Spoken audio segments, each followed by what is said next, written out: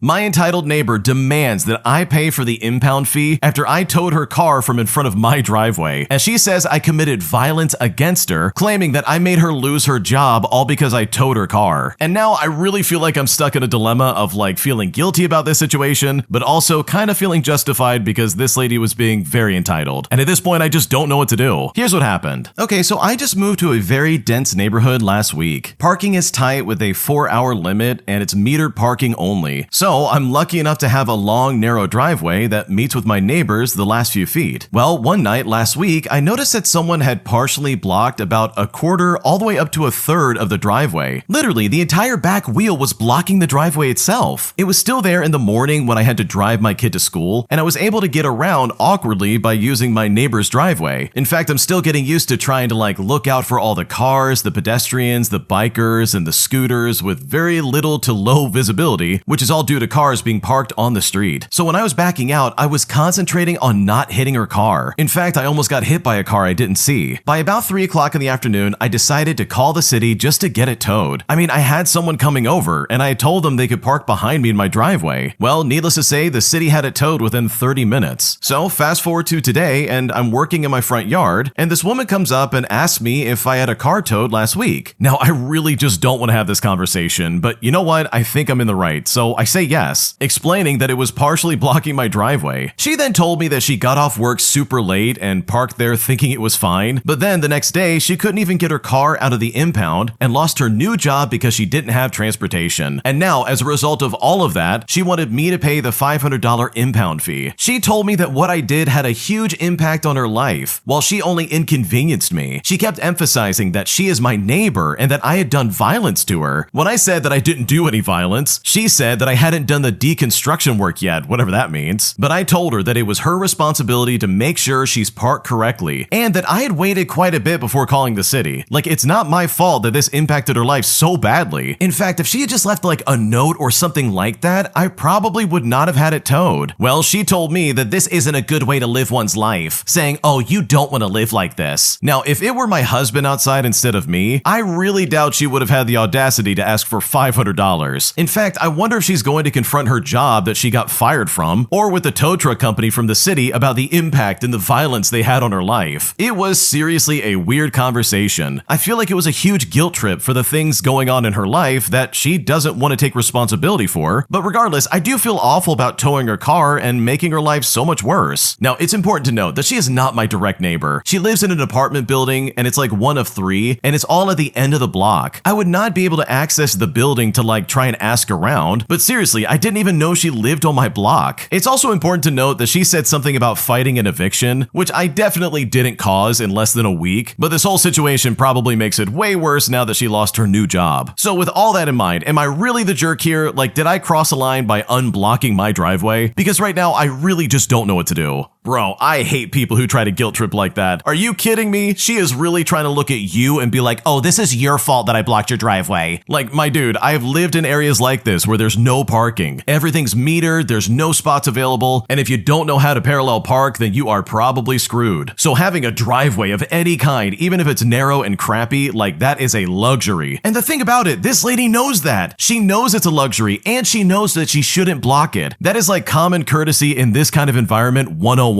So the fact that she's trying to guilt trip you about being a good neighbor is so funny to me. Where was her neighborly instincts when she was blocking your driveway? "Oh, this is gonna be fine. I'm only inconveniencing her." It's yeah, I could say the same thing about towing your stupid car, dude. Where were your neighborly instincts when you blocked my driveway? What if the original poster was having a medical emergency and they needed to get out of there right then and there? What if they had to rush across town to see a loved one in a hospital and this idiot's blocking the driveway and now they can't make it there? I don't know about anyone else, but that would be classified as violence against me according to this lady's definition. What are we doing here? It's such backwards and entitled thinking, it's just not even funny. So truly, I would laugh this lady off my property and be like, "I'm not paying for crap." Chances are this lady's lying about this new job and she probably doesn't even have one. So no, unapologetically, you are definitely not the jerk. You have every right to tow somebody who's blocking your driveway, dude, because it's common knowledge that you don't block that unless you really want to have your car towed, which in this situation was completely justified. If you like Am I the Jerk and what we're doing over here, please check out Am I the Genius. It's going to be linked down below in the description. Just click and go ahead and subscribe to them. And also, if you have your own stories you want to submit, go to amithejerk.com/submit submit if you want to submit your own stories. We're reading them all the time and we're picking out the best ones, so trust me, we would love to hear what you have to say. Am I the jerk for being mad at my friend's job opportunity after they applied and got an interview for a job that I really wanted? Because right now I feel very hurt and very frustrated and I just don't know what to do. Here's what happened. Okay, so I've been friends with a woman who I will call Susan for the sake of the story for about 4 years now, and both of us are seniors in high school. We're in our last months of school and getting ready to step into a new chapter of our lives, and currently I'm looking for new jobs as mine doesn't really give me enough hours to live off of. We're talking like one shift maybe every 3 months. Susan's also currently looking for a job as she lives with her boyfriend and his family, but here's where the real issue is. I live at home having to pitch in for rent and utilities. I also have to pay for my own personal hygiene products, my own food, my phone bill, any subscriptions I might have, my medications, and school fees, all while Susan lives with her boyfriend and family rent-free. Like her boyfriend's parents pay for all of her needs, stuff like her phone, her clothing, her subscriptions, etc. Which, by the way, this is all while she receives government funding that she spends on grass and flavored air. And trust me, if you know, you know. We're obviously close, so I told her I was currently looking for a different job so I could properly live. And I had told her that I applied at this one job that pays really well and has a lot of shifts to offer, and they're currently hiring. And Susan even mentioned that she wanted a job for extra money to afford more grass and flavored air, so I had told her all the other places that I applied at that she could also apply to. But on top of all of that, I asked her to please not apply to the first place I mentioned, and she promised that she wouldn't because she knew I needed the job more than she did. Well, fast forward 2 weeks and we're sitting in class, and she mentions to me in this like rubbing it in tone that she has an interview at the one place I asked her not to apply at. And my God, I was visibly upset and annoyed, and it's at this point I literally just said to her, okay, that was a really selfish thing for you to do. She then got upset and called me unsupportive and a bad friend, and honestly, it really kind of blew up in my face. Well, a few days later, I apologized and I told her I was happy for her, but deep down, I'm still really upset, and I don't understand why she felt the need to apply there. I'm really hoping that I'll receive an interview and get the job before they give her the job, but regardless, am I really the jerk in this situation? Because I don't know what to do here. Okay, anyone else like absolutely agree with me that the original poster is definitely being a jerk? Like seriously, if you didn't want her applying to that place, then maybe don't mention it. Also, it really doesn't seem like this is a good friend at all. It seems like you're not close at all and you actually just really don't like her. Like just look at the way you compared your life between the two of you. You have to pay for all this stuff, meanwhile Susan's living rent-free. She gets plenty of money for all the spicy grass that she wants, and she gets all of her needs taken care of. So when you're sitting there being like, well, this just isn't fair, like, okay, well, yeah, life isn't fair. And unfortunately, the same goes for this job. Like, bro, you're both looking for jobs. Did you really think she wasn't gonna like apply for it in some kind of way? Was she really gonna sit there and be like, oh, I gotta listen to my friend. I can't apply to that place because she wants it. Like, I don't know about you, but you pretty much sold it. You said, yeah, they have lots of job openings. They've got really good shifts. They're also, by the way, paying really well. Like, what kind of high school graduate wouldn't be like, oh yeah, I definitely want that job. Like, seriously, put me in. I will absolutely jump all over that. And then after you described this like dream job opportunity, you really got upset and said, no, I wanted that job. You can't apply for it. Like, dude, you don't have a say over who can and can't apply for that. Like, just because you're jealous of this person and you just have a harder life than she doesn't mean she doesn't have the chance to apply just like anyone else. Like, that's so weird and like entitled. So yeah, you are definitely the jerk here. You're really being rude and just immature, and I think you need a reality check. And in my opinion, I kind of hope Susan gets it so you get that reality check sooner than later. My manager literally banned us using chairs during work because he said it would make us look more professional if we stood all day. So me and the rest of the employees decided to get some petty revenge by taking our mandated breaks as much as possible, which we happily did not just to be spiteful, but also because we really needed it, as our knees were killing us and our backs were on fire. And honestly, it was incredibly satisfying to watch my manager get in trouble with corporate because this guy absolutely had it coming. Here's what happened. Okay, so our store got a new manager a few months ago who is absolutely obsessed with professional appearance. One of his first changes was removing stools from the registers because apparently cashiers sitting down looked lazy to him. It didn't matter that some of the employees were older or had back problems. If you weren't actively standing, he would come over and make comments about energy and customer perception. So people started following policy exactly as written. Company handbook says employees can take short breaks if physical fatigue affects performance or safety. Now, normally nobody bothers because sitting at the register solved the problem already. But once the chairs disappeared, well, suddenly everybody was getting dizzy, had sore knees and foot cramps, they had lower back pain, etc. Within like 2 weeks, the front end became a disaster. Every 15 minutes, someone was calling for a fatigue break or wandering off to sit in the break room for like 10 minutes, because technically that really was allowed. The lines out the door got insane. Customers complained constantly. In fact, the manager tried denying the breaks until human resources reminded him of the policy and how it existed for liability reasons. The best part was when corporate visited and saw 4 empty registers during peak hours while half the staff was sitting in the back icing their knees. Well, needless to say, the chairs quietly came back the next Monday. Dude, why is it always the new manager who screws everything up? Like seriously, they come in there and they're like, oh, we need to be more professional. I'm gonna turn this place around and I'm gonna make a name for myself. But in the process, they ruin it for everybody else, dude. They ruin it for Becky, who's been working there for 20 years, who now has to like, oh, stand the entire shift? Yeah, that's not gonna happen. So then people have to like resort to this just to get exactly what they deserve. So yeah, I love this. I'm glad that you guys kind of like protested together and took these breaks, because that probably was the only way this stupid manager would catch on.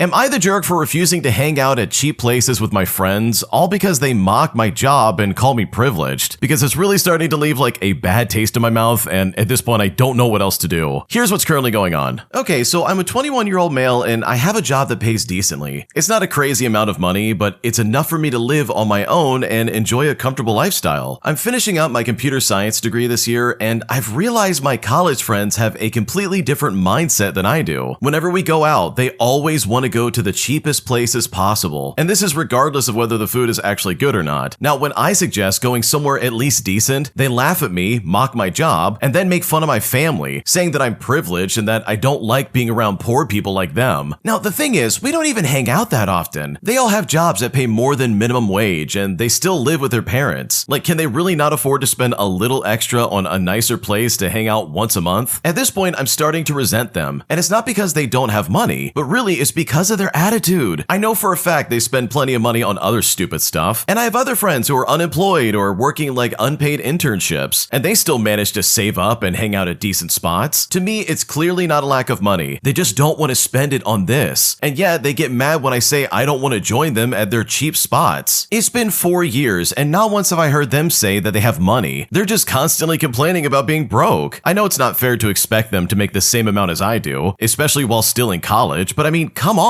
It's been 4 years, and they're still stuck in the exact same mindset. I pay my own rent, my bills, and I still find a way to budget for hanging out at nice places. Meanwhile, they live rent-free with their parents, and they still can't afford a slightly better pizza. And don't even get me started on all of our failed attempts to plan a trip, but I'm sure you can guess exactly how those went. I just don't think this lifestyle fits me anymore, and I don't want to be around people who mock me just because I have a better job. So am I the jerk for wanting to move away from them and just really get away from these people, because I don't know what to do? Okay, honestly, you're not the jerk at all. These people sound like terrible friends. They sound like those people who literally are going nowhere in life, and I mean that as honestly as I can. They're probably these people who are going to stay in their hometowns pretty much the rest of their lives. They're not going to accomplish much, and they're going to be very unsatisfied in life. And this is especially compounded by the fact that they're sitting there making fun of your job. Like, dude, what are we talking about? So no, I don't think you're the jerk, and honestly, I think it's time to find some better friends. Did I overreact by handing my fiance back the ring he gave me after he said that he would be better off alone after we got into an argument? Because right now it really feels like everything's falling apart, and at this point I just don't know what to do. Here's what happened. Okay, I really need some outside perspective here because I genuinely just don't know if I was wrong or not. My fiance and I have been together for several years and we have a toddler together. And about 4 weeks ago, he proposed to me. And just for some background, the last year has been very stressful. He works a physically demanding factory job involving heavy lifting, often in very hot conditions. He's also had health issues in the past, including heart-related concerns, struggles with extreme fatigue, and previously even told me about falling asleep at the wheel and even falling asleep while eating. He also has significant debt problems, which has been causing him a lot of stress. On top of that, he's been diagnosed with ADHD and takes medication, which has helped in some areas. He also suspects that he may be autistic, although he has not really had a formal assessment or diagnosis for autism. Throughout our relationship, one issue that has repeatedly hurt me is that during major arguments, he has sometimes talked talked about leaving the relationship or just being better off alone. We also had a serious incident in the past that involved police being called after an argument, but despite that, we stayed together and tried to move forward. But it left a mark on the relationship in a serious way. But it's also important to note that I'm not perfect either. I tend to bottle things up until I reach a breaking point instead of addressing them early. Over the last few months, I've been feeling increasingly overwhelmed. I go to work, I look after our toddler, I manage a lot of the planning and emotional side of the family, and I've been trying to support him through his debt, health concerns, and stress. But I reached a point where I felt emotionally exhausted. Well, a few days ago, I finally tried to have a conversation with him about how I was feeling. I wasn't saying he was a bad person or a bad father, but I was just trying to explain that I was struggling, and I felt like I needed more emotional support. During that conversation, I also shared a very dark thought I had had recently, which was all because of how overwhelmed I felt. It was something I had never told him before, and it took a lot for me to be that vulnerable. Well, the conversation did not go how I hoped at all. He became defensive and at one point said that he was better off alone. This hit me incredibly hard because one of my deepest fears in the relationship has always been him talking about leaving during difficult conversations. When he proposed, I genuinely thought that we had reached a place where I could raise concerns without feeling like the relationship was at risk. And honestly, I was devastated and I cried for a long time over this. Eventually, I took off my engagement ring and I just handed it back to him. And at the time, in my mind, I wasn't saying I don't love you or that I don't want to marry you, but I felt just heartbroken and honestly thought his words meant that he was ending things anyways. However, he sees it completely differently. From his perspective, handing back the ring was me rejecting him. This was, in his mind, me humiliating him and effectively ending the engagement. Since then, things have escalated badly. He has said that the relationship ended the moment I handed back the ring. He's also said that I will never get the ring back, that even if we stay together, he would never marry me, and that he plans to move out. And you know what? We've both said some hurtful things during arguments ever since then. Like, I'm not gonna pretend like I handled everything perfectly. So here's my question. Was handing back the ring after only 4 weeks of engagement an unforgivable act? If your partner told you that you were better off alone immediately after you had opened up about struggling and shared something deeply vulnerable, like, how would you interpret that? I'm genuinely looking for honest opinions, even if you think I was completely in the wrong, because right now I truly feel lost and I just don't know what to do.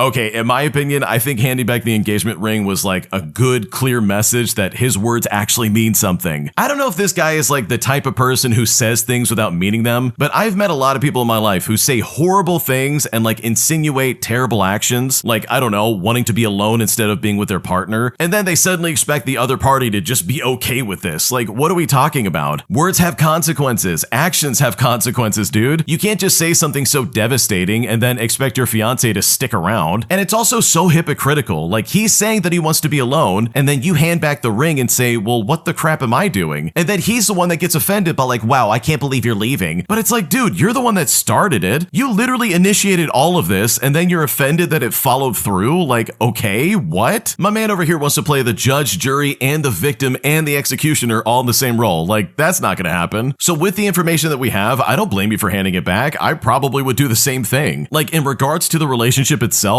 it really seems like the cat is out of the bag. And if there's anybody to blame here, it's your fiancé, especially with the way he's been acting. Am I the jerk for refusing to share my streaming accounts anymore with my relatives, as they literally are disrespecting it and basically just taking advantage of it? Because at this point, I'm super frustrated and I just don't know what else to do. Here's what's currently going on. Okay, so a couple of years ago, I shared a few streaming subscriptions with some family members. And honestly, this started off small. My parents wanted access to one service, and then my sister asked if she could use another one. And I wasn't really using all the profiles anyway, so I said, sure, go ahead. And at first, there were no problems. But then people started treating the accounts like community property. First thing that happened is that someone changed my profile name as a joke. Then someone else switched the language setting, and I spent 10 minutes trying to figure out why everything was suddenly in Spanish. My watch list kept getting deleted because relatives were using my profile instead of their own. In fact, a few times I'd sit down to like continue a show and discover that someone had already watched several episodes ahead on my account. I asked everyone multiple times, please just stick to their own profiles. And sure, they would apologize, but then it would happen again a few weeks later. The final straw for me happened last month. I opened one of the services and I found that my profile picture, my name, my recommendations, and my watch history had all been changed. Apparently, one of my cousins had given the login information to their teenager, who really decided that it would be funny to just change pretty much everything. Well, I was annoyed enough that I changed all the passwords and I logged out of every device. And now, some relatives are actually upset with me. They say I'm overreacting because they're just streaming accounts and that it isn't worth creating family drama over something so small. One of them also pointed out that I was already paying for the subscription anyways, so apparently nobody understands why I suddenly care. But here's my view, like I'm not upset about like sharing anything with them. Instead, I was really upset because people repeatedly ignored simple requests and they just treated something that I was paying for like it belonged to everybody. So am I really the jerk for cutting these people off when it comes to like having access to these accounts? Because I really feel hurt by the way they're acting and I just don't know what else to do to try and fix this. Okay, dude, if someone's gonna take advantage of your kindness like that and be like, oh yeah, let's just keep changing it as a joke and not using their own accounts, which by the way, that's totally possible, then they really need to go. Like, this is just obnoxious. There's no reason to act like this. Like, dude, I will never understand why anybody is so disrespectful like this. On a grander scale, this is like someone loaning you their car. The least you can do is make sure it's got a full tank of gas and that you keep it clean. You don't trash the thing and then sit there and be like, oh wow, why are you so mad? I can't believe you don't like the fact that we changed the paint job. And sure, I totally get it. The comparison kind of loses it there where it's like a paint job compared to like changing the profile picture, but you get what I mean. Because seriously, this is so annoying. Like if I use that service a lot and I see that my name's changed to like Butthead29, I'd be like, can you really, are we really doing this right now? I don't want to be known as Butthead29. I want to have any other name besides that. Please stop doing that. So yeah, this would be super annoying. I would find this very frustrating. And the fact that all of them are on board and they're like, who cares? We're just having fun with it. Like these people are very immature and that really sucks. So in that regard, I don't think you're the jerk and I don't really blame you for cutting him out. My entitled brother takes a hammer and destroys my Xbox. But when I try to confront him and my parents about it, my parents yell at me and claim that my little brother would never do that. So I decided to get some revenge by exposing him for the liar that he is and eventually leading my parents to sending him off to boarding school. And I'm so happy I was able to get back at my little brother as well as getting him out of my life. Here's what happened. So for a bit of context, I'm 16 years old and in high school, and my brother is 12 years old in middle school. Let's call him Bill. Bill is not his real name. He has always been super spoiled with anything he wants at any time. Like if he said, I want McDonald's, then someone had to go get him McDonald's right then and there. He was spoiled so much that he could not mentally comprehend not getting something or being told no. Well, eventually I got a job working at a fast food restaurant because my family needed the money, probably because they spoiled the crap out of my brother, but I secretly started to set aside money to buy an Xbox for myself, and eventually I did just that. Now, when my family found out I bought an Xbox, they just assumed I would let my brother play on it without permission on my account, but I flat out said no, and my brother began having a tantrum, and my parents yelled at me for it, which is really stupid. It's my Xbox, they can get lost. Well, a few days later, my brother skipped out on school and destroyed my Xbox while my parents were gone. When I get home to my room, all I see is chunks of Xbox and pieces of the game discs everywhere. I immediately confronted my brother about this with my parents, and my parents immediately took his side, and eventually started to yell at me, and my brother had the stupidest smug grin on his face, and at that point, I vowed to expose him for the jerk that he really was. So a few months later, I saved up for 2 more Xboxes, knowing well that I would need both. I hid one of the Xboxes in my closet and set one up in my room. I decided I was going to record him destroying the Xbox and then show it to my entire family. And sure enough, 2 days later, he skipped school and destroyed the console. He pretty much bit the hand that feeds him. But what he didn't know is that I caught him in 4K because I had my phone set up on a high shelf with the camera on to record him. I then confronted him and I was smiling like the Grinch. I go into his room and he says, "Something you want to say?" Then I pulled out my phone and played the recording at full volume, and I edited the clip up to when he went into my room with a hammer and destroyed it. His eyes got huge and he began screaming like a toddler. My parents overheard and came upstairs, and I showed them the recording, and the look on their faces, oh man, all they could do was just stand there in disbelief and watch it on repeat. I eventually walk out feeling like I had won the lottery, and I pretty much had. I go into my room to clean up the mess and set up the second Xbox, and as soon as I close the door, I hear my parents yelling at him at full blast for about 20 minutes, and as they are doing this, I share the video on my family's Facebook Facebook page, and I am almost instantly bombarded with nasty messages towards my parents for spoiling him so much and for just being awful parents. It felt so good to finally get my sweet revenge on this spoiled brat. He was eventually sent off to boarding school, and my parents had to work more because it's not cheap. I also stopped helping to pay my family's bills because I just flat out said, I'm not going to pay for the stuff this stupid spoiled demon got. I only pay for the stuff that I need right now. My family also stopped giving my brother everything, and I know for a fact that he will not be a good adult when he is 18 years old. It felt so good to finally get my brother caught as well as getting him out of my life. Wow, your brother's a demon for sure. Like seriously, what was he thinking? For starters, the precedent that your parents have set up for your brother in basically giving him whatever he wants is honestly so bad. You are literally telling this kid, yeah, it's okay to act like a brat, you're gonna get whatever you want. And the parents are just enabling that left and right. It's not fair for the original poster or even for the kid that they're spoiling, because the original poster has it right. He's probably gonna grow up to be an awful adult, and that's not serving anybody or society in general. But also, how can the parents be so dense that they didn't realize that the brother destroyed the original Xbox? I mean, what, did the original poster break it himself just to blame his brother? That thing cost hundreds of dollars, and I'm sure the teenager of the house doesn't have that kind of money to just throw around whenever they want. That was really expensive, and they probably really liked the console to begin with. So it's really sad to see how deep within their own delusional thoughts they had basically fallen into in thinking that their perfect son couldn't have destroyed that Xbox, which he absolutely did, by the way. But honestly, with all things considered, your revenge was absolutely perfect. You caught him right in the act. You showed him exactly why you should not be messed with, and you got it all on recording to boot. And that, in my opinion, is the best way to go about doing this. Clearly, words are not going to work for your parents, so you really do need some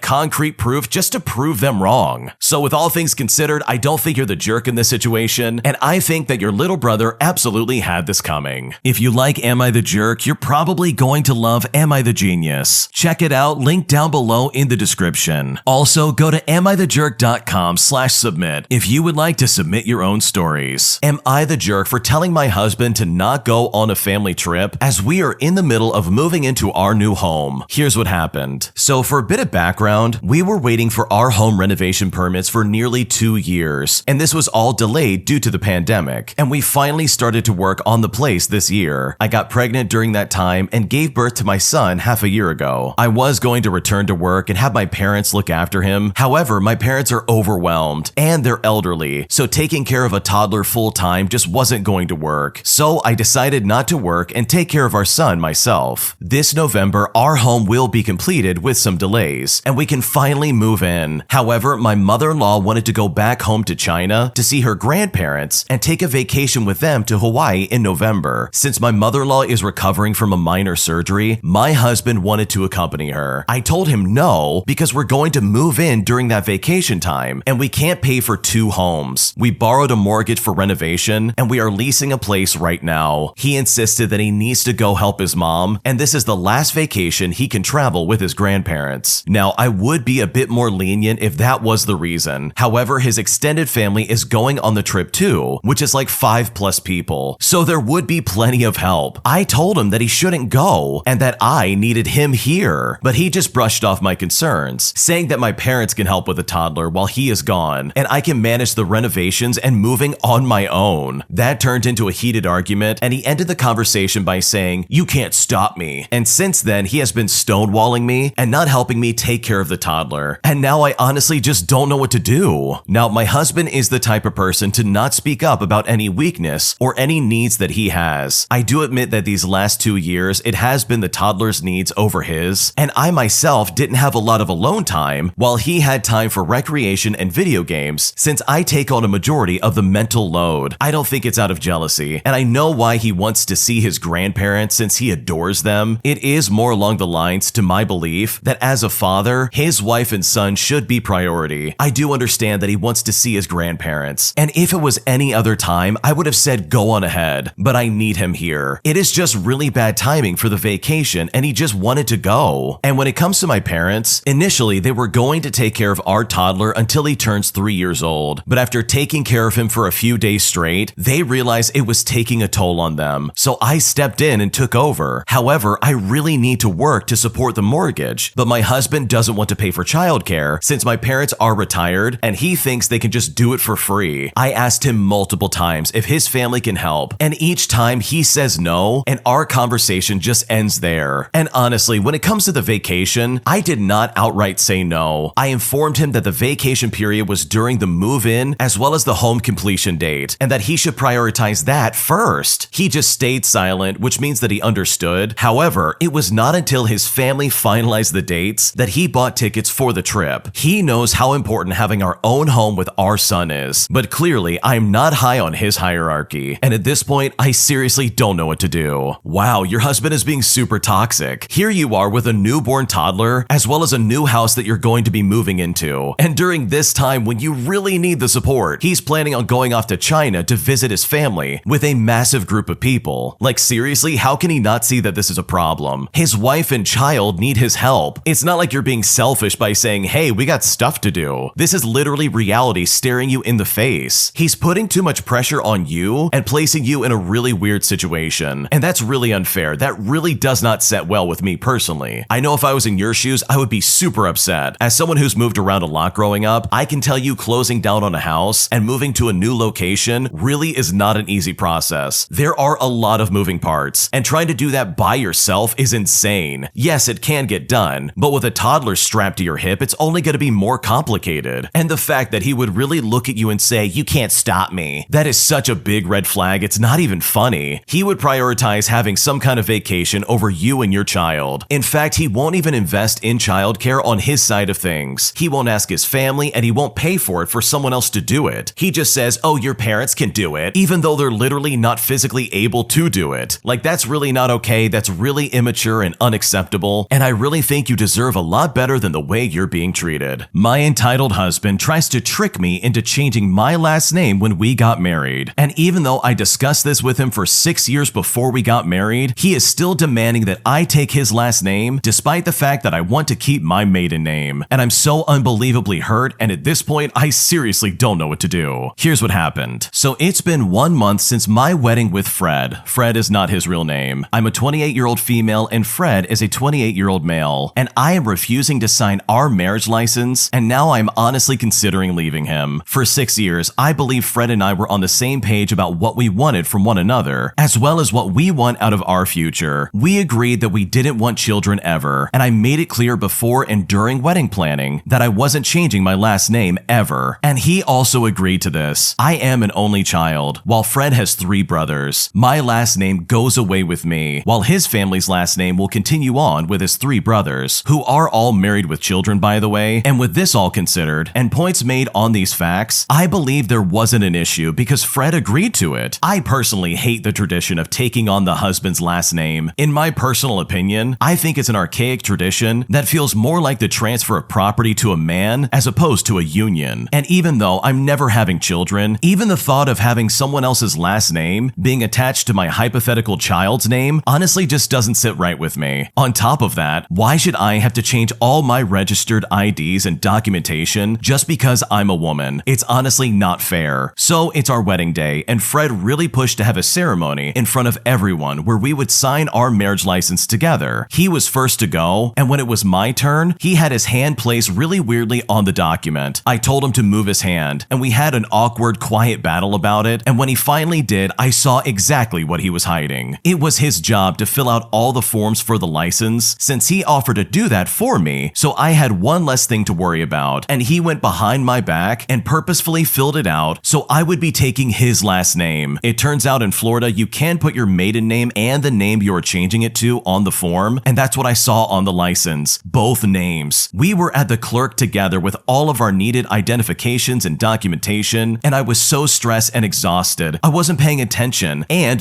I trusted him, so I never thought once that in any world I would need to review what he filled out or to even review the license when he had it in hand. Now, I refused to make a scene in front of all of our friends and family or fall into the pressure that I was under, so I pretended to sign it, and the rest of the night was absolutely ruined for me. Everything I thought we agreed to and all my preferences that he knew about and thought he respected were absolutely destroyed. It was like my world was ending and what should have been the best day of my life. Fred is now a completely different person. He's all about tradition now and how it's his right to have a wife with his last last name, how it's embarrassing that his brother's wives didn't make this an issue for them, and how all his friends will give him all this garbage if I don't change my name for him. He keeps saying that it's not that big of a deal and that I'm ruining our future. On top of that, he keeps bringing up the child argument, saying stuff like, we can't both have different last names, and they should take mine. But I'm just thinking, I thought we didn't want any kids. I know it's technically the certificate that changes your last name, but to know that this is what he's wanted all along, and that he was willing to try and pull one over on me is disgusting. I feel manipulated and heartbroken, and now he's put all the pressure on me to make a decision because time is running out on filing our marriage certification, and he isn't changing his mind. I feel like I've wasted our guest time. I feel like I've wasted all of our family's money on our wedding, as well as wasted our future together because I let him fool me for 6 years, and I truly never saw this happening to me. I feel like I've wasted my life, and I'm backed into a corner with someone I don't even recognize anymore. And at this point, I seriously don't know what to do. That is an awful situation. I'm so sorry you're dealing with that, but this really does not sound like a good start to your marriage. It's almost like he was listening to all the things that you wanted out of your marriage, and instead of being honest with you, it seems like he just played along and pretended to care about what you wanted. That is so gross in my opinion. And you said it best yourself. He knew exactly what you wanted. He knew that you wanted to keep your last name, and yet here you are on your wedding day in front of everybody, almost signing a license that would basically change your last name. He also knows that you don't want any children, but here he is suddenly, after 6 years of knowing how you feel, talking about the future children that the two of you are gonna have. Like seriously, I would feel like I'm losing my mind as well. So I don't blame you for feeling this way, and in my opinion, this is a big red flag, because I really think that you're seeing exactly how Fred actually is. He is starting to open up in a way that you've never seen before. I would even be willing to bet that this probably feels like a complete stranger. I know if I was in this situation, I would feel that way. Here I am marrying somebody, and literally they change overnight. They're saying stuff like, "Oh, my brother's wives didn't make a big deal out of this. Why can't you just change your last name?" Like Fred is either dense or just completely ignorant. So honestly, I don't blame you for feeling the way that you do, and I don't blame you for getting upset, because if he really loved you, he would not be acting in this way, and it's just really sketchy all around, and hopefully things get better before it gets worse. This next one came from the Am I the Jerk subreddit. Check the links in the description if you would like to submit your own story. Am I the jerk for leaving my job at my scheduled time and leaving a task unfinished, even though I've been told multiple times that we need to comply to our scheduled labor hours? Here's what happened. So I work as a pizza delivery driver for a popular pizza chain. About a month or so ago, our district manager decided to cut back labor hours to all the stores that she takes care of in her district. This isn't a problem for the other stores, as they don't have as many employees as our store does. It was a complete detriment to us though, as we are now required to leave as soon as we can, whether that be our scheduled clockout time or sooner. When our store manager told us about this, we'll call him Jim. Jim is not his real name. One of my coworkers asked what to do if we have to leave, but we have a task that is unfinished. Jim said you still have to finish that task before you leave. Essentially, we are supposed to leave on time with all tasks completed, but most days that is entirely impossible. With being a delivery driver for this company, depending on your shift, you have to do dishes or prep dough for the next day, as well as answer phones and talking out deliveries. And there are some nights where there are large amounts of deliveries that will take up most of, if not all of your shift, and you will barely be able to do anything else. Fast forward to last night, and I was working a closing shift, which meant that I was doing the dishes. It had been a nice balance of doing that and taking out deliveries, and I did not have much time left. About 30 minutes before we closed, I had to take a delivery to a home in a very small town about 10 minutes away. This meant that I would be gone for at least 20 minutes for the round trip. That's not including the time to get out of my car with the order, waiting for the customer to answer, giving them their order, and then leaving. That varies wildly from customer to customer, but thankfully that only took a couple of minutes. I didn't get back to the store until 10 minutes before we closed. I was scheduled off 15 minutes after we closed, and I got as much done as I could in the time I had left. When it hit the time for me to leave, I put away what I had done and I clocked out. About 10 minutes later, I received a text from a phone number I didn't know. It was the manager that was on duty for that night. Let's call her Heather. Heather is not her real name. Heather, I guess, wasn't happy that I left and sent me a text message basically saying, "Next time you decide to leave, maybe you should finish your job." Attached to the text message was an image of some dishes from up front that I didn't even know were there. And it wasn't even that much. There was maybe like 1 to 2 loads, maybe 3 3 of dishes that I had missed. Fast forward and it's the next day, and I haven't responded to the text message at all. I'm going to be getting a hold of Jim today and ask for better clarification on what's the deal with our labor hour cutbacks, as well as asking for our district manager's contact information. I did what I was supposed to do, which was clock out on time, but I get an angry text message for not completing my task before I left, which by the way would have put me into overtime. I'm annoyed and I'm incredibly confused now. So am I the jerk in this situation? What should I do? Honestly, I do not think you're the jerk here. Let's look over the logistics real quick. First off, it's not that many dishes. This Heather lady's acting like you just didn't do any dishes at all. Look, you did the best you could with the time you had left. And if these people want you to clock out on time, then guess what? That's what I'm gonna do. In my opinion, I think it's incredibly unethical to try and force your employees to work off the clock just to try and complete some kind of task that they could have done on the clock. It's wrong to try and do that and incredibly illegal. If I'm clocking into work, I deserve to get paid for every second that I'm there. So for Heather to be like, wow, you didn't even complete your job, considering all the things that you need to do, that in my opinion is so disgusting. And also, if you really want a business to fail, just start cutting people's hours. That'll definitely take care of it. The fact that there's no give or take when it comes to this job is, in my opinion, completely insane. I don't know about you, but working at a pizza restaurant is probably the last place I would want to work. Not because I wouldn't enjoy it, which I honestly don't think I'm cut out for that type of work, but in my opinion, think about how busy a pizza restaurant is, especially if they send drivers out for delivery. Like, that would be a constant grind to get people's orders done and completed. And you know for a fact that people are going to call in late, people are going to give the wrong address, people are not going to show up to get their pizza, and all this other stuff. I would imagine that's a job that has a lot of nuance when it comes to what's expected of you on the job. So for the district manager to be like, okay, do all of your jobs, but in this set amount of time, that in my opinion is awful. And that is not a good sign of that work environment. So overall, no, I don't think you're the jerk. You didn't do anything wrong, and you were literally just trying to get your situation figured out. And hopefully, in the future, they're able to give you some kind of leeway when it comes to staying overtime and doing your job. An entitled sister-in-law tries to take credit for a large donation to a cancer fundraiser that we were running, and I've never been more blown away by somebody's selfish entitlement in my life. Here's what happened. So for a bit of context, my mother has a friend that has terminal cancer. She got diagnosed about a year ago or so, and it's recently went terminal. She only has a few months left, so her friends and family decided to have a fundraiser in her honor to help cover medical costs, any afterlife costs, and bucket list costs, as well as to help the family out after she passes. This lady is an amazing person. Everyone in town knows and loves her. She's a hairdresser and has been doing my mom's hair for ages. My mom has been a big part of the planning and fundraising for this event. There are a handful of this woman's friends and family taking a hand in it. However, most of them live an hour or so away, so the businesses and the people they are getting donations from are not our town and they don't know anyone. So my mom took it upon herself to call nearly every business in town, family-owned shops and restaurants, chain shops and restaurants, travel agencies, insurance agencies, big places of employment, etc., as well as donations from the general public. She even got our local Walmart to donate some money. She's gotten everything from small items to gift cards to whole baskets and massages, as well as discounts, while also getting our local airport to donate 2 30-minute airplane rides around our county. And the latest place to donate was our bowling alley. The guy who runs and owns the place is amazing. He also coaches both of our high school bowling teams. When my mom called, he said that he's going to take a bit to think about what to donate because he wants to do something other than just a free bowl or two. He ended up ordering 2 new bowling balls and is donating them along with 2 one-hour bowling parties for 10 bowlers. And that's like a $400 donation overall at least. So anyways, he told her last week when he called to confirm what he's donating to call back in a week just to check if it's in and if she can come by and pick it up. She's been posting thank you notes on Facebook for the donators and telling what they've donated to kind of give a peek at what the auction baskets will include. So she called today to ask if it's in as well as when she can come and pick it up, but she was then informed that somebody already did. And it's right about now that we realize that things were absolutely not as they seemed. Now, my mom was not made aware that someone else was picking it up. She posted about the donation on Facebook and added it in the group chat that they have for friends and family. No one outside of this private chat knew that she had not picked them up yet. She messaged them all, asking if one of them had grabbed it and forgot to tell her about it, but they all had no clue what she was talking about. We thought that maybe some jackwagon saw the post and decided to take it for themselves. I called the the owner and I asked him if he knew who picked up the stuff, and he said it was Jessica. Jessica is not her real name. He said that since she was family, he thought that we had sent her. My mom texted the group chat asking if anyone knew who Jessica was, and it turns out that she is the woman's husband's sister. This sister is not in any of the group chats and has not attended any of the meetings regarding the fundraiser or the planning. The woman's daughter is in the group chat and is very active in the planning and the fundraising. She called her mom and asked if she had heard from the sister and if she had seen the bowling balls or the certificates, and her mom said that the sister brought them to her home, saying that she got this huge donation from the bowling alley. Now, none of the donations have been going to her house. We don't want to clutter up her house and cause her stress trying to plan, so the friends and family have been keeping the stuff at our houses until the time for the fundraiser. So there's no other reason for her to take them to her house other than to try and take credit for what was done. I just don't understand why she would take it upon herself to go pick up a huge donation that she didn't even take part in without telling my mother, you know, the one who got the donation, that she didn't need to go pick it up because she had covered it already. She took it straight to the woman's house without asking the group that's planning where they're storing the donations. And she didn't tell anyone that she took it. She doesn't even live in our town. She literally lives 30 minutes away. So she had to go so out of her way to pick this up. She took this to her sister-in-law's house, trying to take credit for this huge donation when she hasn't put in a lick of work to this fundraiser, and left us worried that someone just took our donation and ran off with it. And honestly, with all things considered, I am so disgusted by Jessica's entitlement. Wow, that really does seem like she was trying to take credit for something she didn't do. I thought at first she was gonna try and like steal the donation and maybe like sell it, but thankfully she just wanted to be a selfish jerk and try and show off for something she literally had no part in. Also, I hope you put some details in that group chat and explain that, yeah, Jessica did something stupid and basically exposed her for the jerk that she is. Like, listen, if you want to be involved, then be involved, but don't just swoop in and be like, wow, look at this donation I got for you. Like, that's really stupid and incredibly entitled, and also really selfish. It's like she just completely forgot the reason for this entire thing. So thankfully this wasn't stolen, and thankfully this is just the case of Jessica trying to act stupid, as well as trying to take credit for something that she had no part in. That is honestly disgusting, and hopefully the rest of this fundraiser goes off without any other problems. If you like Am I the Jerk, you're probably going to love Am I the Genius. Check it out, link down below in the description. Also, go to amithejerk.com/submit if you would like to submit your own stories. My entitled dad is constantly overstepping my boundaries, as well as making my life a living nightmare. And after decades of dealing with his intrusive behavior, I'm honestly at the end of my rope, and I honestly don't know what to do. Here's what happened. Okay, to start things out, everyone in my family makes excuses for his constant BS. They give him the benefit of the doubt, they call his actions neurotic instead of calling them problematic. My one sister is always quick to remind me of his other qualities that make him a good dad. If I dare try to express and seek some validity in feeling betrayed by how he can treat me. For 34 years, I've tolerated his egregious behavior, and I'm deciding that I have finally hit my limit. And this is how I hit my breaking point. He cut down my gorgeous hibiscus like a complete lunatic. Did he steal it? I'm honestly still trying to wrap my head around it, and I'm trying to figure out what happened and why he did it. Now, for some context, my husband and I, as well as my baby, were walking around the yard before her bedtime tonight. It was already dark, and my husband, who usually doesn't notice much in life, actually noticed that my favorite flowering bush was not there. We live in a northern state and have already gotten frost, but this sweet miracle of a hardy hibiscus was still flourishing. It was perfection. There were 5 open flowers, big beautiful candy swirled blooms, but now it was gone. The whole plant cut clean at the base. My parents had just left earlier in the afternoon from visiting for an entire 2 days. They refused to ever stay long, but this was by far the shortest visit ever, and they live nearly 5 hours away. They also refused to stay at our house, always demanding to get a hotel. So all in all, me and my baby got to actually see them for maybe a combined 3 hours, and it was mostly my mom. My dad doesn't participate in quality time because you know what? It doesn't serve him. He stays outside on his phone the whole time or runs errands, or he just messes and modifies my garden. He usually just puts down more plants and flowers, but he's planted over tulip buds before and mowed my wildflowers not fully bloomed yet, all because he doesn't ask and he doesn't think he needs to. He just does what he wants, and if I take issue with it, he responds as if I'm a jerk who has a lot of nerve to even care about their garden in the first place. I mean, I don't tend to it all summer and really care about what comes comes out of the ground and how it looks like. And because he's here very briefly, maybe 5 times a year, he thinks that he deserves to call all the shots about a property that he doesn't own. And if it gives me more work instead of helps me out, well, I'd better eat glass before I mention so. And this is not the only thing he's ever done in my life. Trust me, there's a long list of all the weird things he's done. For starters, he once took my car to get a tune-up while I was sleeping without my consent. And he threw away so much necessary paperwork, as well as an unused gift card, a couple of my daughter's toys that he said were too dirty to be worth saving, but also just cleaned it out of stuff that maybe I might have wanted, like air fresheners or pens. He just thought that I should be grateful and not inquire further or act as if those items mattered in the first place. He's also thrown away everything in my fridge that was opened, or not to his standard. So if it's a brand that he doesn't like a certain brand of mayonnaise, he will just replace it all with a better product that he likes. He's also taken my dog to get groomed without her proof of rabies vaccination, while also doing it without me knowing that he was going, because my dad is only on brand if he doesn't ask my permission first. He called me up while I was at work, yelling and cussing about how I need to get my vet to call the groomer ASAP because he's too old to be dealing with this kind of garbage, and that I should have her tags updated, while also trying to be like, wow, your dog's such a pain in the neck, I don't have time for this. But you know what? I did do exactly as I was told, and I probably apologized instead of just hanging up on him. One time when I was visiting them, he decided I was drinking too much coffee, so he replaced the regular coffee grounds with decaf. One evening, I saw a decaf bag of coffee in the cereal cabinet, and I thought to myself, okay, decaf, whatever. And I went to make a pot because, you know, I'm an adult who recognizes her biology and doesn't drink caffeine after a certain time. I mean, it's as if I'm a fully grown adult and I've been on the earth for almost 30 years at this point. Well, as you can probably guess, my dad stopped me and started to laugh and told me that I couldn't have it. He just kept saying that it was special and wouldn't fess up as to why. My mom told me what he had done after he started getting agitated that I wouldn't drop it. And when I acted horrified at his actual entitlement to try and monitor my coffee consumption, he threw his hands in the air and told me that I've got to take better care of myself, all while walking out of the room and basically ending any kind of discussion before it started. But that brings me back to my main point. I have no idea why my dad cut down my hibiscus. I mean, I didn't even know he was in the garden while he was here. He's so sneaky for literally zero reason. It wasn't in their car when they left. I mean, did he give it to somebody? Truly, I can't think of who would even want that. I mean, did he plant it somewhere else? If he wanted a couple of flowers, I would have without any hesitation given him some. But apparently, it's beneath him to ask for anything. I'm honestly not sure how or when I want to inquire about what happened to it. I could go on the offensive, I could finally disengage once and for all, no warning and no discussion, but I think that I'm just too cut down for that though. It's like he knows who I am, and at this point, I seriously don't know what to do. Honestly, I'm surprised you still let them near your property. If I was in your shoes, the first thing I would do is call them up and say, hey, what happened to my hibiscus tree? And I would call the dad directly. I would say to him, listen, I need to know if you did something to my back garden, because if it wasn't you, I need to call the police and make a report. I mean, come on, that is practically destruction of property, or at least some kind of vandalism against your back garden. And then hopefully he can fess up to something that he might have done. And I'm willing to bet that he's the one that messed with your hibiscus tree. He probably went in there and did something to it, chopped it down because he didn't like it, or just straight up stole it. And with your dad's track record, I honestly would not be surprised if he did that. But here's the thing, if I was in your shoes and he really did do this, I would no longer allow him back on my property. I would say this is the final straw. I'm not allowing you near my family or my property ever again. And honestly, it really sounds like you need to start standing up for yourself. Your dad's been trying to exert his control over you your entire life. He's been messing with your dog, your car. He's been trying to monitor how much coffee you drink. He will just throw away things and replace it with what he likes. It's all incredibly intrusive and so unfair. Like for reference, the original poster is 34 years old. I think it's about time to stand up for yourself and not allow anybody to push you or your family around anymore. Honestly, the next thing I would do, since he clearly can't be trusted at your house, is to set up cameras all over your property. Maybe even change your locks if he has a key to your house. Like, this guy sounds incredibly intrusive, and obviously we can't put it beyond him that he might try to break into your house or into your back garden again. So hopefully you can learn how to stand up for yourself and try and defend your property and your house, because your dad sounds like an awful piece of work, and I honestly think if you let this slide again, he will just keep coming back to mess with you more. My entitled brother ruins my birthday by showing up to my Airbnb and getting absolutely plastered, causing a massive scene in front of me and my friends, as well as spoiling the entire night. And I'm honestly so blown away by his entitlement, as well as his lack of control over his addictions. Here's what happened. So I'm a 24-year-old female, and I celebrated my birthday earlier this year. From my 18th birthday until now, something has always happened on my birthday that ends up ruining the day for me. I made it a point this year to plan and do things I enjoyed on my day. I ended up renting an Airbnb by the lake about an hour away from where I was living. I invited about 8 people to come spend the weekend there with me, and my birthday was on a Sunday, so I had the Airbnb from Friday night to Monday morning. My friends and I had made plans for Friday and Saturday, but what I was most excited for was Sunday, my actual birthday. I decided I wanted to have a cookout. I wanted to get completely smashed. I wanted to smoke and just have a good time. My friends and I made a menu, we planned who was cooking what, and I even invited a few other people to come drop by for the day. I was excited, and everything was going good. Well, earlier on Sunday, my brother, who's 37 years old, called me to wish me a happy birthday. Now, me and my brother don't have the best relationship. I have 2 brothers, but I'm only on speaking terms with one. Both of my brothers are addicts with mental health issues that are fueled by their addiction. The brother that called me has been in and out of jails, rehabs, psych wards, and much more ever since I was 10 years old. And this has taken a huge toll on me and my family. And as a result, me and my brother have had periods where we do not speak. And this has gone on for years at some point. However, when he called me on my birthday, we were kind of in an okay place. He asked me what I had planned, and I told him I rented an Airbnb, and my friends and I were cooking out. Instantly, I realized that was a bad idea, because he took that as an opportunity to invite himself. He kept asking for the address, and I first let him know that all my friends were under the age of 26, so he would be very much out of place. But even still, he still insisted on coming along. Then, I was brutally honest and told my brother I didn't want him to come here and ruin my birthday. My brother's current biggest temptation was alcohol. He was doing other things, but he was also mixing that with getting drunk every day. And when my brother drinks and does his substances, he ruins things. But he promised me that he wouldn't say anything to upset me and that he wouldn't drink too much. I tried for about 30 minutes to get him to not come, but he continued to insist. And at that point, I just wanted to start enjoying my day. So I sent him the address, and I told him to let me know when he was on his way. And this proved to be a massive mistake. I start cooking by the time my brother calls to let me know that he's coming. He says that his friend is bringing him there and also coming along for the party. And this was strike one. My brother only has friends who are addicts just like him, who are also his age. So I just knew this was going to be an issue. While we were cooking, I noticed that we didn't purchase enough hamburger buns, and we had cheese for the burgers. So I asked my brother if he could stop on the way over here and pick some up from the store. He then tells me to send him $20 for groceries, and that honestly was strike number 2. When he arrives, he immediately gets out of the car, and I can already tell he's been drinking. He is slurring his words, but he's in decent spirits, so I just let it go. I meet his friend, who is exactly what I described above, and I take them inside to meet my friends. My brother asks where the drinks are, and I show him the bottles in the fridge, and asked him if he needed me to pour him a drink. And so I went ahead and did just that. Now, keep in mind, we had maybe 4 bottles left at the time. 2 communal bottles, 1 bottle that was one of my friends, and 1 bottle that was actually mine. I had one that was specifically mine because I knew nobody else drank this particular brand, but also it was my birthday. So I got what I wanted, and I poured my brother a drink out of this bottle. This was also the first drink from that bottle that I poured that day. I had been cooking after all, so I didn't even have an opportunity to start drinking yet. Everyone eventually goes out back to smoke, and I hear my brother walk out back. He then proceeds to tell my friends, "I don't smoke, but my friend does. Make sure y'all pass him the J while it's in motion." So my brother was expecting my friends to smoke his friend out for free, especially when they didn't bring anything for themselves. And that was strike 3. My brother then starts making little comments about my outfit, making that strike 4. He starts telling me that I need to go change because my outfit is too revealing, and he simply won't drop it. I keep letting him know that this is my birthday and it's my Airbnb, while also saying that he did not have to be here if he didn't want to. I also explained that his comments were unnecessary and they were killing the vibe, but he still continued. He then started making comments about my boyfriend, who had run out to grab something for me. My brother isn't a fan of my boyfriend, but I don't really care. My brother has no authoritative power over me to tell me anything about anyone. I then reminded him before he came along that he promised he wouldn't be any trouble, and he then said, as my big brother, he's allowed to say whatever he wants. This eventually turned into a big argument where I let him know that he had one more time to upset me on my birthday and then he would have to leave. But he said that I couldn't kick him out. He continued arguing until some of my friends calmed me down and I went outside with them to have a smoke. I eventually came back inside to have a drink because,